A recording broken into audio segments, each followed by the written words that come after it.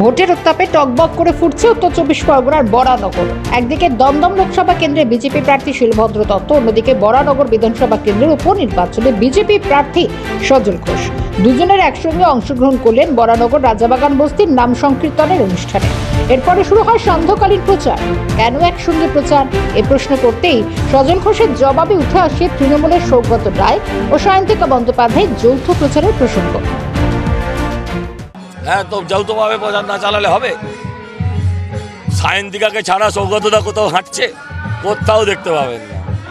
সায়ন্তিকা বেরোলে তবে সৌগতদা বেরোয় বরানগরে। হ্যাঁ, প্রচারে বেরিয়ে বারবার তৃণমূল কর্মী সমর্থকদের বাধার মুখে পড়তে দেখা গিয়েছে সজল ঘোষকে। তবে ভবিষ্যতে এই ঘটনা ঘটলে তিনি ছেড়ে কথা বলবেন না, জানালেন সজল। এতে আমার ক্যাচ কলা হবে।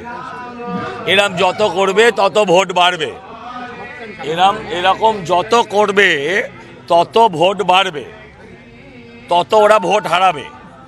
এখন এগুলো করলে আমি তো ছেড়ে দেবো না। ওদের বাড়ির নিচে গিয়ে তো চোর করে চেঁচাবো, তাতে ওদের এলাকায় মান ইজ্জত বাড়বে। সব লোক তো জানে তৃণমূল মানেই চোর। অন্যদিকে দমদম লোকসভা কেন্দ্রে জেতার ব্যাপারে আত্মবিশ্বাসী শিলভদ্র দত্ত। প্রতিদিনই প্রচারে বেরিয়ে যেভাবে মানুষের উচ্ছ্বাস নজরে পড়ছে, তাতে করে 400 পার শুধু সময়ের অপেক্ষা, বললেন শিলভদ্র দত্ত। দেখুন, বিজেপি জিতবে। সারা তো পাবলিকের, সারা ভারতবর্ষের 400-র উপর আসন নিয়ে মোদিজি বলেছেন 400 পার।